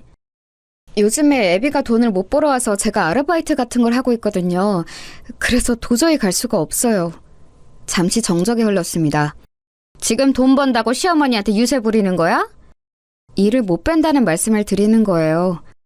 그런 알바에서 몇 푼이나 번다고 유세는 유세야. 당장 못 와? 내가 집으로 찾아가리? 어? 더 이상 참을 수가 없겠더라고요. 방에서 여전히 게임을 하는 중인지 남편이 욕하는 소리가 들려왔습니다. 그 순간이었던 것 같아요. 이 집구석을 반드시 탈출해야겠다고 생각하게 된 게 말입니다. 지금 갈게요. 오늘 결론을 지어야겠다 결심하고 전화를 끊었어요. 그리고는 게임을 하고 있는 남편 방으로 들어가 코드를 뽑았습니다. 아! 지금 뭐하는 짓이야? 이거 다 이긴 게임인데 당신 미쳤어? 미친 건 내가 아니라 너지. 당장 나 따라와. 제가 험악한 표정으로 정색하며 말하자 움찔하더군요. 어딜 가는데? 니네 집 가니까 당장 따라 나와, 죽고 싶지 않으면. 그리고는 남편을 데리고 시댁으로 향했습니다. 갔더니 신우이가 와 있더라고요. 언니, 왜 이렇게 늦게 와요? 이서방 오기 전까지 저녁 다 차려야 하는데 1시간도 안 남았어요. 꼴에 일을 한다고 시위하는 거지. 빨리 부엌 안 들어가고 뭐해? 그렇게 말하는 시어머니와 시누이를 한 번 쓱 보고는 거실 소파에 앉았어요. 너 뭐하니? 일하라니까? 할 이야기 있으니까 여기 다들 앉으세요. 당신도 앉아. 남편을 보고 말했습니다. 남편이 눈치를 살피더니 제 앞에 앉더군요. 너 지금 무슨... 앉으시라고요. 저 이야기 시작도 안 했어요. 제가 정색을 하며 그렇게 말하니 뭐라 중얼거리며 앉긴 앉더군요. 이런 제 모습은 생전 처음 봤겠죠. 고분고분 말을 잘 듣는 며느리였으니까요. 그래, 앉았다. 어디서 버릇없이 어른을 앉으란 말아. 저 이 사람이랑 이혼하려고요. 그 말에 남편이 놀라서 저를 보더군요. 시어머니와 시누이도 마찬가지였고요. 자기야, 아무리 화가 나도 그렇지 이혼이라니. 그런 말을 이렇게 함부로 하면 어떡해. 함부로? 내가 그냥 하는 말 같아? 그리고 나 생각 많이 하고 내린 결정이야. 이혼해. 이 년이 지금 어른 앞에서 지 일 좀 시켰다고 남편한테 이혼한다 만다 소리를 하면서 협박하는 거야? 어? 뭐 이런 게 다 있어? 언니, 문제가 있으면 둘이서 해결하지. 여기서 이러는 거 좀 아닌 것 같네요. 왜 아니에요? 제가 이혼하려는 이혼 사유에는 오빠 문제도 있지만 어머니 문제도 큰데? 뭐? 이게 한참 못난 며느리 아들이 좋다고 하니 반대 없이 허락해준 걸로 감지덕지해야지. 내가 네 속을 모를 줄 알아? 사업 좀 안 풀린다고 바로 이혼 이야기를 꺼내? 좀 안 풀리는 거 아니라 망했어요. 그 말에 시어머니가 멈칫하더군요. 뭐? 망했다고요. 이 사람 거의 1년째 백수생활 하면서 집에서 놀고 먹어요. 매일 방에 틀어박혀서 10시간씩 게임이나 하면서. 오빠, 그게 정말이야? 오빠 망했어? 그 질문에 남편이 고개를 숙이더라고요. 예전 같으면 안쓰러운 마음이 들었을 법도 한데 전혀 그런 마음이 들지 않았습니다. 사업이 하다가 좀 망하고 그럴 수도 있는 거지. 사업 망했다고 남편을 버리는 부인이 어딨어? 어? 사업 망했다고 버리는 거 아니고요. 망한 건 1년 전인데 여태 제가 인형 만들어다 팔면서 생활비로 쓰고 대출 받은 거 갚고 그래왔거든요.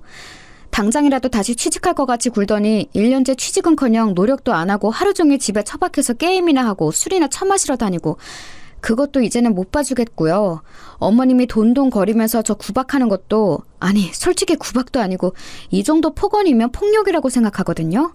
그것도 저는 더 이상 못 받아주겠어요. 이게 버릇없이. 그 버릇없는 며느리 이제 어머님 며느리 안 하겠다고요. 재산 분할도 안 하고 위자료도 달라고 안 할 테니까 그냥 이혼만 할게요. 양육권도 저 주시고요. 어차피 어머님이 키울 생각도 없으실 테니까 만약 안 들어주시면 소송하고요. 자기야. 제가 진심으로 하는 말인 걸 알았는지 남편이 무릎을 꿇더라고요. 무릎도 한두 번이야 내가 속지. 이제 당신 말 안 믿어. 그냥 혼자 그렇게 좋아하는 게임 실컷 하고 술도 마시고 싶은 만큼 마셔. 자기야. 벙쪄있는 시어머니에게 마지막으로 말했습니다. 거지 같은 저 같은 년 말고 돈 많은 부자 며느리 다시 얻으세요. 과연 빚분인 이 남자 그런 여자가 데려갈지 의문이지만. 빚은 제가 열심히 갚는다고 갚았는데 아직 반 이상 남았거든요. 그것도 알아서 하시고. 얘가 못하는 말이 없어? 기가 좀 죽어서도 끝까지 사과 한마디 없더라고요.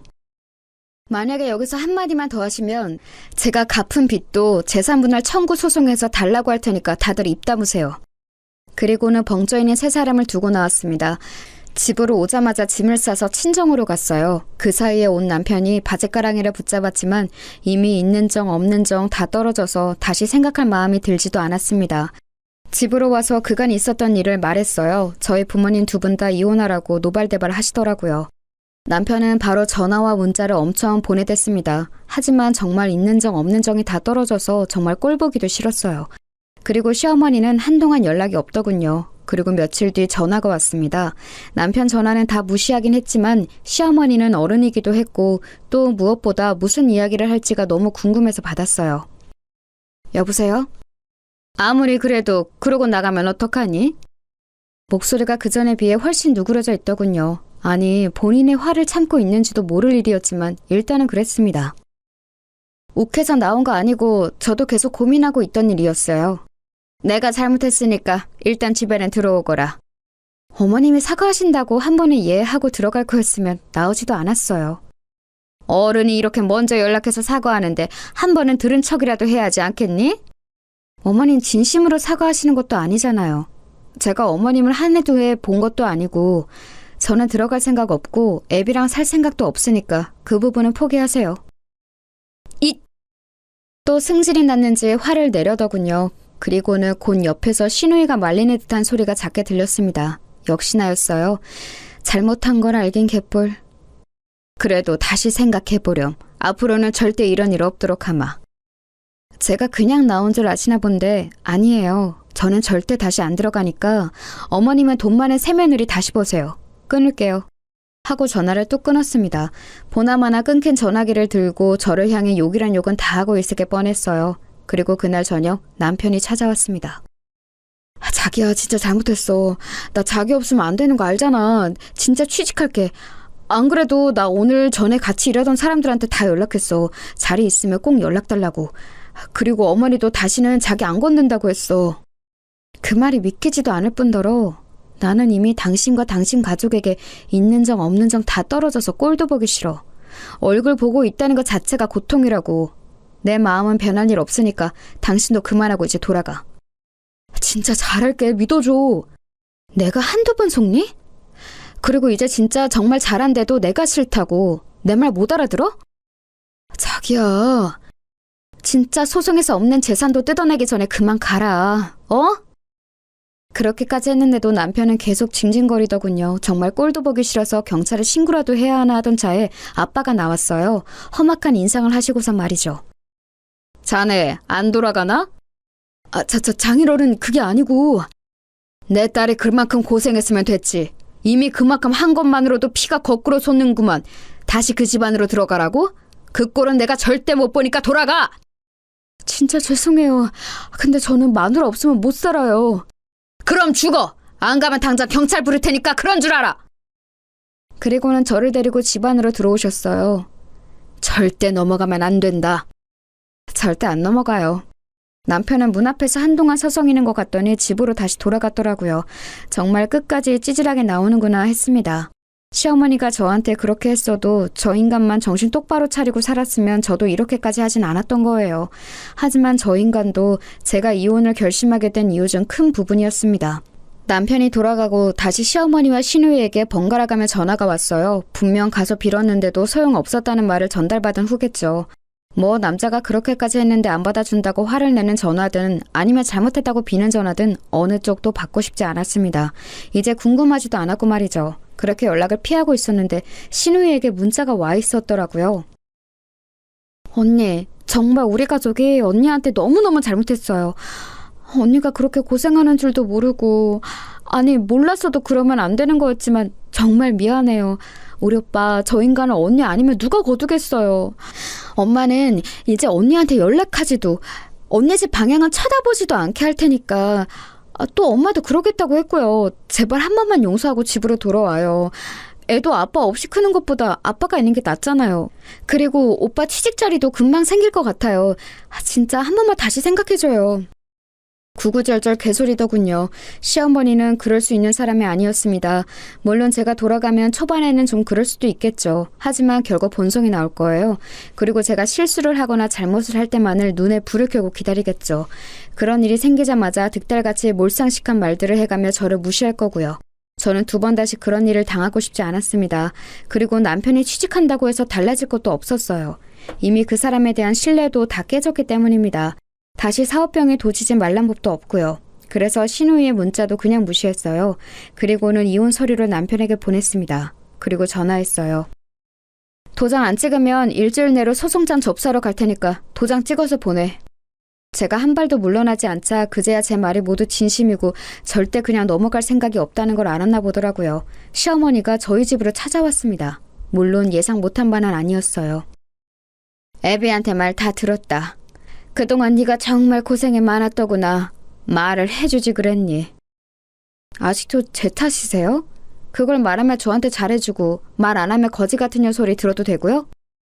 그건 내가 그때 너무 흥분해서 미안하다. 흥분을 매번 하시잖아요. 어머님은 그게 한 번도 아닌데 왜 한 번 그런 것처럼 말하세요? 너희 하는 일에 이제 하나도 간섭 안 하고 아예 안 보고 산다고 해도 괜찮다. 그러니까 갈라서는 것만큼은 다시 생각해보면 안 되겠니? 정말 속내가 뻔히 보이지 않나요? 아들이 진 빚을 아들 혼자 혹은 자신들이 떠안게 생겼으니 저러는 게 뻔히 보였습니다. 아마 남편이 이야기를 자세히 했겠죠. 이제 더 이상 숨길 수도 없는 노릇이었고 말입니다. 그 나이에 빚 있는 백수 아들을 떠안아야 할 생각을 하면 아마 시어머니 성격에 잠도 제대로 못 잘 게 뻔했습니다. 그리고 취직 자리를 알아보고 있다고는 하나 요즘 같은 경기에 좋은 자리가 남편에게 올 리도 없고 말이죠. 그렇게 잘난 아들인데 이럴 때는 또 주제 파악이 확실하게 되나 보더라고요. 왜요? 저같이 가진 거 없고 모자라고 거지 같은 며느리 내보내고 어머님이 원하시는 학벌도 좋고 돈도 많은 며느리 들이세요. 저는 그 집구석에서 정이란 정은 다 떨어지다 못해 그쪽 방향은 쳐다보고 싶지도 않으니까 그만 돌아가시고요. 내가 너무 미안하다, 아가. 처음 들어보는 단어였어요. 아가. 진짜 비웃음이 나왔습니다. 어머니가 이러셔도 진짜 소용없어요. 왜 이러시는지 알겠는데 전 정말 돌아갈 마음이 눈꼽만큼도 없어요. 더 이상 밤낮 없이 일하면서 그 인간 빚 갚아주고 싶지도 않고 지 부인은 밤을 새가면서 인형 만드는데 방 안에서 욕이나 해대며 게임하는 한심한 꼴 생각만 해도 치가 떨려요. 그러면서 자기 아들 잘났다고 며느리 무시하는 몰상식한 시어머니가 있는 그 집안으로 다시 안 돌아가니까 포기하고 그만 돌아가세요. 그러자 무릎을 꿇더군요. 그건 좀 예상 밖이긴 했습니다. 정말 미안하다, 아가. 진짜 다시는 그런 일 없도록 하마. 네가 우리 집 복인 것도 모르고 애비는 내가 혼쭐을 냈다. 그만 돌아가자, 어? 자꾸 이러시면 재산분할 소송도 겁니다, 저. 그러면 제가 갚았던 빚까지 토해내야 하는 거 아시죠?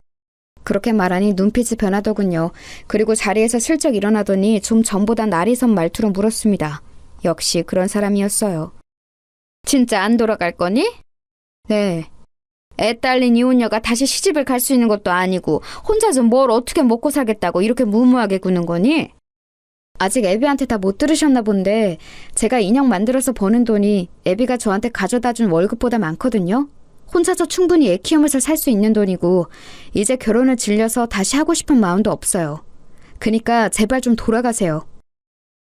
제가 제 밥벌이는 충분히 하고도 남는다는 말에 놀란 듯 표정이 잠시 변하더군요. 그 인형 쪼가리 팔아서 그렇게 돈이 된다고? 네, 그러니까 제 밥벌이는 걱정하지 마시고 돌아가세요. 적어도 지금 애비보단 훨씬 잘 먹고 잘 살 수 있으니까. 시어머니는 가지 않고 계속 뭔가 말하려는 듯 했지만 외출을 했다 돌아오신 저희 엄마와 마주치는 바람에 돌아가야 했습니다. 저희 엄마가 화를 엄청 내셨거든요. 그동안의 울분을 다 토해내셨어요. 내 딸이 그런 소리를 들어가며 그 집구석에 있었을 생각만 하면 제가 자다가도 벌떡 깨니까 험한 꼴 보기 전에 돌아가세요. 그렇게 돌아간 시어머니는 아마 제 인형을 좀 찾아본 모양입니다. 그리고는 생각보다 인기가 많다는 사실에 놀라던 것 같더라고요. 그날 이후로 정말 매일매일 전화와 문자가 왔습니다. 아가야, 내가 정말 미안했다. 다시 한번 생각해봐. 너 아니면 저런 모자란 애비 누가 걷어주겠니? 내가 정말 잘하마. 여보, 진짜 이혼할 건 아니지? 돌아올 거지? 번갈아 가면서 오는 연락에 정말이지 진절머리가 나더군요. 태도가 이렇게 싹 바뀔 수 있다는 것도 말입니다. 결국 경고한 일주일이 지나서도 도장 찍힌 이혼 서류는 받을 수 없었어요. 그래서 변호사를 찾아갔습니다. 그리고는 이혼 소송을 준비했어요. 그런데 그 사람들은 제가 조용하니까 이혼을 안 하려나 보다 생각한 모양이더라고요. 자기야, 일단 집으로 들어와. 같이 살 거면 얼굴은 봐야지. 아가, 이혼 안 할 거지? 그 사이에 저는 조용히 소송을 준비했습니다. 알아보니 소송 사유가 되고 또 남더라고요. 시어머니가 저한테 한 폭언들은 증명을 할 수는 없다고 쳐도 사업을 말아먹은 남편이 1년 가까운 시간 동안 아무것도 하지 않고 방 안에 틀어박혀서 게임만 한 것만으로도 충분하다고요. 아, 그리고 사실 폭언은 문자라도 증거들이 좀 남아있기도 했고 말입니다. 소장을 작성하고 집으로 날아간 것 같았습니다. 그날 바로 득달같이 달려올 줄 알았는데 며칠간은 조용했어요. 나중에 보니 아마 그 사이에 변호사를 만나러 간 것 같았습니다. 이게 진짜 이혼 사유가 되는지, 된다면 정말 재산 분할을 해서 제가 갚은 빚도 일정 부분 돌려줘야 하는 건지 같은 것들 말입니다. 많지는 않지만 조금은 돌려받을 수 있는 것 같더라고요. 그리고 소송을 하면 그쪽이나 저나 변호사 비용이 들 테니까 지금 사정이 어려운 남편 쪽에서는 쉽게 변호사를 쓰거나 하진 않을 듯 보이긴 했습니다. 아니나 다를까 좀 알아보고 자기네들이 불리한 걸 알았는지 전화가 왔어요. 진짜 이혼하려는 거야? 그럼 내가 여태 장난하는 줄 알았어? 꼭 진짜 해야겠어? 애 생각은 안 해? 헐씨구, 애 생각한 양반이 1년 가까이 방 안에서 안 나오고 게임이나 처하셨어요? 이제 와서 애 생각? 지나가던 개가 웃겠다, 어? 당신 이렇게 잔인한 사람이었어? 당신이 지금 나 이렇게 버리면 나는 다시 못 일어날 수도 있는데! 이제는 협박을 하더라고요. 정말이지 기가 찼고 절대 돌아가서는 안 되겠다는 생각만 점점 강해졌습니다. 당신은 그전에도 못 일어섰잖아. 너 어제도 게임했지? 내가 모를 줄 알았냐? 사실 어제도 신용카드를 긁었다고 문자가 왔었거든요. 게임에 등록되어 있는 카드가 제 카드였는데 그걸 깜빡 잊은 것 같더라고요. 당황한 기색이 전화기 너머서도 느껴졌습니다. 아니, 그건... 그 신용카드 어제 그 결제 문자 받은 뒤로 바로 해지했으니까 앞으로는 네 카드로 긁어. 그리고 그냥 끝이야 넌. 알아? 그리고는 전화를 끊었습니다. 정말 등신 같지 않나요? 그걸 또 처할 생각을 한 것도 한 거니와 제 카드가 등록되어 있는 것도 있고 결제를 하다니요.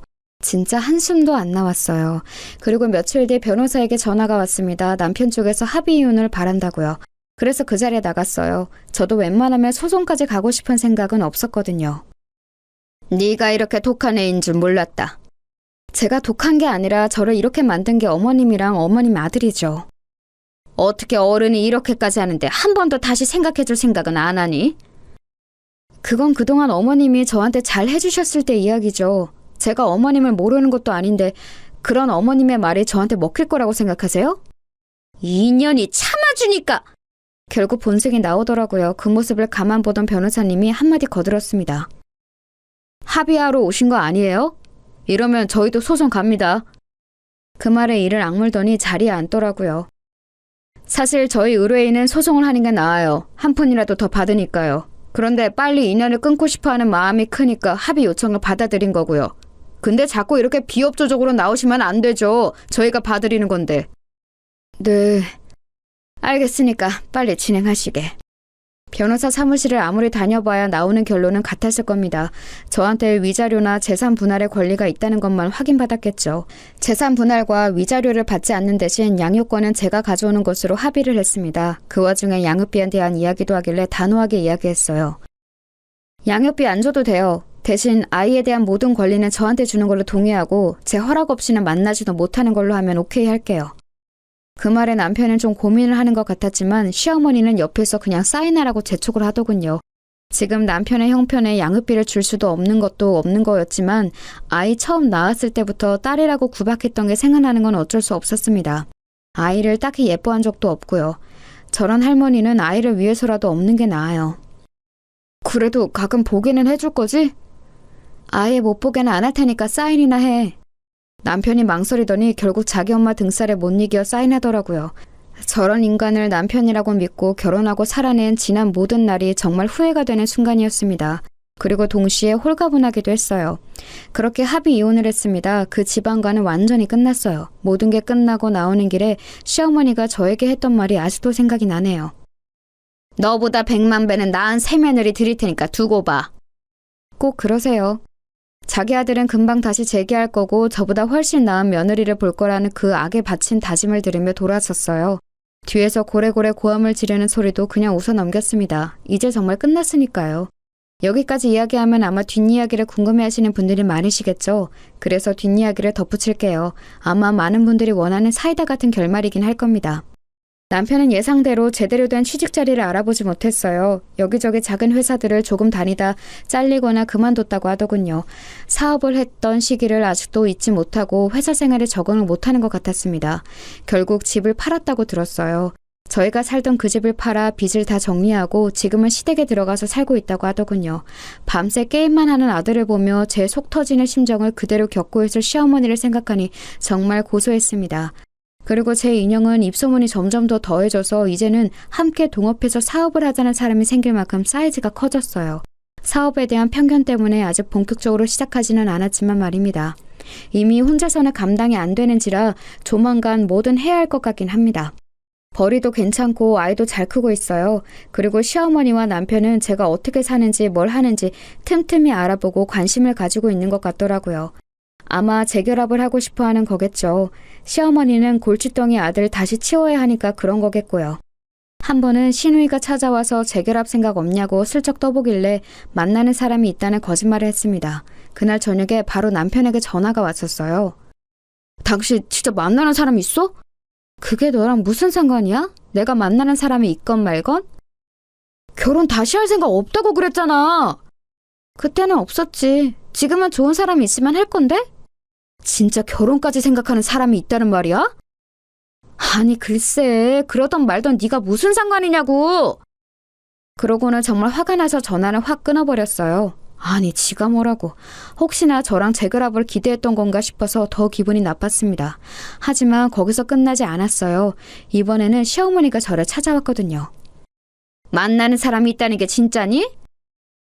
아니 그러거나 말거나 대체 무슨 상관이시라고 돌아가면서 이 난리를 치시는 거예요? 결혼 생각 없다고 해서 우리가 양육권을 포기한 게 아니니? 거짓말하지 마세요. 양육비 내기 싫어서 포기하신 거잖아요. 그리고 혹시나 애 가지고 협박할 생각하지 마세요. 이미 다 알아봤어요. 제가 재혼한다고 해서 양육권을 다시 돌려줘야 할 의무도 없고 만약에 그러면 그동안의 양육비도 청구할 수 있다고 하니까. 그 말에 시어머니가 움찔하더군요. 이미 거기까지 다 알아본 거니? 너도 참 독하다. 어머니만 하겠어요. 다시 찾아오지 마세요. 그리고 혹시나 재결합 이런 건 꿈도 꾸지 마시고요. 어머님이 그 호언장담한 저보다 몇 배 나은 며느리 보시게 되면 꼭 연락 주세요. 직접 가지는 못해도 축의금은 낼 테니까. 아니 저게... 뒷말은 듣지도 않고 돌아섰습니다. 무슨 소리를 하는 건지는 몰라도 고래고래 소리치는 게 들려오더라고요. 정말 징그러울 만큼 한결같으신 분이죠. 그러고선 그 사람들에게 아직까진 더 이상 연락은 없어요. 돈 문제만 걸고 넘어지면 조용해지는 시어머니 덕이라고 해야 하나요? 아마 매일 방에서 안 나오고 게임만 하는 백수 아들을 보며 매일매일 속 터져하는 중일 겁니다. 그게 그분이 받으시는 벌이라고 생각해요. 그리고 자신의 잘못을 어떤 식으로든 후회하겠죠. 과거에 제가 있었던 시절을 그리워하면서 말입니다. 저는 결코 그 염원을 들어줄 생각이 없지만 말이에요. 저는 더 성공할 거예요. 이미 그렇게 되어가고 있고요. 그리고 지금은 만나는 사람이 없지만 언젠가 좋은 사람이 있다면 연애도 결혼도 할 수도 있겠죠. 물론 아직까지는 결혼의 결자만 들어도 치가 떨리지만 세상에는 전 남편이나 전 시어머니 같은 사람만 있는 건 아니잖아요. 아이는 잘 크고 있답니다. 원래 남편도 아이에게 그닥 살갑거나 잘 봐주던 사람이 아니라서 아빠를 찾지도 않아요. 오히려 자신을 너무너무 예뻐하는 외할머니와 외할아버지를 너무 좋아하고 따라서 제가 다 섭섭할 지경이라니까요. 요즘은 제가 밤낮 없이 바쁜 바람에 아이의 양육을 거의 제 부모님이 하고 계셔서 그게 너무 죄송할 따름이에요. 물론 두 분은 너무 좋다고 하시지만 그래도 아이 보는 게 보통 일은 아니니까요. 그래서 이번 여름에는 다 같이 해외로 휴가를 나가기로 했어요. 가족끼리 다 같이 가는 해외여행은 처음인지라 벌써 두근거리네요. 저는 지금 너무 행복합니다. 그 전에 혼자 아이를 키우는 게 겁나서 아이가 아빠 없이 자라는 게 무서워서 망설였던 지난 날들이 후회될 정도로 말입니다. 그런 사람들과는 헤어지는 게 맞았어요. 그런 집안에서는 아이도 행복하지 않았을 테니까 말입니다. 길다며 긴 제 이야기 들어주셔서 감사합니다. 참고 사는 것만이 능사는 아니라는 것 여러분도 늘 생각하시고 하실 말은 하시면서 그렇게 사셨으면 좋겠어요. 가만히 있으면 정말 호구 취급하는 사람이 너무 많더라고요. 아, 밥 먹을 시간이네요. 그럼 저는 여기서 제 이야기를 마칠게요. 즐거운 하루 보내세요.